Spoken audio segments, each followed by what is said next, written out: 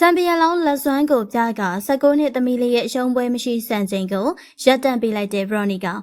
ပရိသတ်များအလုံးမင်္ဂလာပါရှင်ဘာမဆယ်လီကနေပြန်လေးကြိုဆိုလိုက်ပါတယ်ဗရော်နီကာကတော့ဂျူနီယာနဲ့ထိုးတက်ခဲ့တဲ့ပွဲမှာမြမလက်ခတ်မောင်းတန်ဘလောက်ကျဲချောင်းကိုကဘာကိုချပြနိုင်ခဲ့ပါတယ်ဂျူနီယာဟာဗရော်နီကာနဲ့ပွဲမတိုင်ခင်မှာတော့9ပွဲဆက်အနိုင်ရရှိထားသူဖြစ်ပြီးတော့အသက်19နှစ်အရွယ်ကလေးနဲ့လက်စွာနေတဲ့သူလေးလို့ဆိုရမှာပါ။ဒါပေမဲ့သူမအရင်ပွဲတွေကထိုးခဲ့မှုတဲ့ဖိုက်တာမာလေးတွေလို့ဗရော်နီကာကစမာကလာမဟုတ်တဲ့ခါမှာတော့သူမရဲ့အနိုင်ပွဲဆက်မှုဟာရပ်တန့်သွားရတယ်လို့အလဲထိုးနဲ့အရှုံးပေးလိုက်ရပါတယ်။ညီမဖြစ်သူဂျူနီယာကိုအနိုင်ယူပြီးမှတော့ဝိုင်းရဲ့အမျိုးသမီးဖိုက်တာတွေထဲမှာချန်ပီယံဘရင်မလေးဖြစ်တဲ့အမဖြစ်သူစတန်ဖက်တက်ကိုပဲအနိုင်ပြဖို့လိုပါတော့မယ်။ဗရော်နီကာဟာအောင်လာအန်ဆန်ပြင်းရင်ဝမ်းမှာချန်ပီယံဖြစ်လာလိမ့်မယ်လို့သူမကိုယ်တိုင်ကလည်းယုံကြည်ထားသလိုမြန်မာပြည်သူတွေသာမကဝိုင်းရဲ့ဥက္ကဋ္ဌချက်ထရီကပါမျှော်လင့်ထားခံရသူပါ။အခုဆိုရင်တော့ဗရော်နီကာဟာဝမ်းမှာ2ပွဲရှင်ပြိုင်ထားပြီးတော့ပွဲဥထွက်မှာတော့အရေးနိုင်ထားပါတယ်။ဒါပေမဲ့ဒုတိယပွဲမှာတော့ဂျူနီယာကိုတီကီယိုနဲ့အလဲထိုးအနိုင်ယူထားနိုင်ခဲ့ပါတယ်။ပွဲဥထွက်ကရှုံးပွဲကနေဗရော်နီကာတယောက်သင်ခန်းစာယူနိုင်ခဲ့တယ်လို့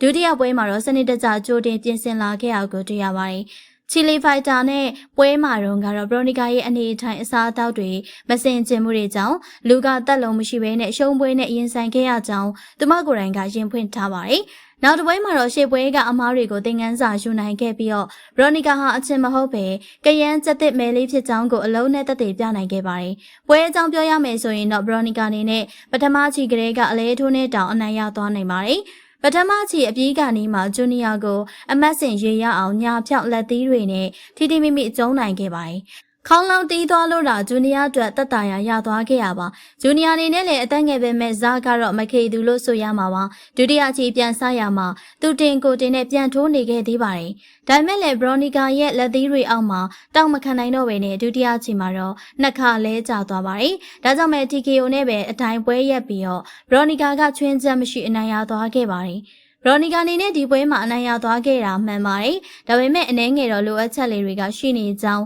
ပရိသတ်တအုပ်အနေနဲ့ထင်မြင်မိပါတယ်။ဘာကြောင့်ဆိုရင်အဝင်အထွက်တွေမှာအရန်အတင်ရဲနေအောင်ဂျူနီယာသာပါဝါပြင်းတဲ့ဖိုက်တာတယောက်ဆိုရင်ဂျက်ကောင်းမီကလည်းကျသွားနိုင်တာဖြစ်ပါတယ်။ဘလို့ပဲဖြစ်ဖြစ်ပါဗရော်နီကာကတော့သူမဘာလဲဆိုတာကိုအားလုံးကိုချပြသွားနိုင်ခဲ့ပြီးတော့ပွဲပြီးမှာ bonus အနေနဲ့ထိုင်းဘတ်3သိန်းခွဲကိုလည်းအိမ်သေးသွားနိုင်ခဲ့ပါတယ်။ပွဲဥထွက်မှာတော့ကလည်းရှုံးထားခဲ့ပေမဲ့ဗရော်နီကာအနေနဲ့အနိုင်ရတဲ့သူနီးတူ bonus စုကိုရရှိခဲ့ပါတယ်။ထိုင်းဖိုင်မှာကစားနေခဲ့တုန်းကတော့ချန်ပီယံဖလားတွေခဏခဏရခဲ့ပါတယ်။ဒါပေမဲ့ထိုင်းကြီးကထင်သလောက်မရတာကြောင့်ဗရော်နီကာအနေနဲ့အိုးပိုင်အိမ်ပိုင်မရှိခဲ့ဘူးလို့လည်းသိရပါတယ်။အခုတော့ဝမ်းမှာ2ပွဲထိုးပြီး2ပွဲစလုံး bonus ရရှိထားတဲ့ဗရော်နီကာအတွက်ကတော့အိမ်နဲ့ချန်နေဖို့အတွက်လမ်းတွေပွင့်လာပြီလို့ဆိုရမှာပါ။အခုလိုမျိုးပြိုင်ပွဲတွေကိုရှင်ပြိုင်နေရတာကဗရော်နီကာအနေနဲ့တကိုယ်တည်းကောင်းစားဖို့ထိုးနေရမျိုးမဟုတ်ပါဘူး။မြန်မာနိုင်ငံလုံးကိုစားပြုဂုဏ်ယူနိုင်ဖို့အတွက်စ조사နေပါတယ်။ချန်ပီယံတယောက်ဖြစ်လာအောင်လဲရေကုန်ရေကန်စ조사သွားမှာဖြစ်ပြီးတော့မြန်မာကိုကဘာမှာမျက်နှာမငယ်ရစေဖို့အတွက်ဗရော်နီကာကစ조사သွားမှာဖြစ်ပါတယ်။ပွဲမထုံးမီအချိန်မှာတော့ဗရော်နီကာကဆိုရှယ်မီဒီယာမှာ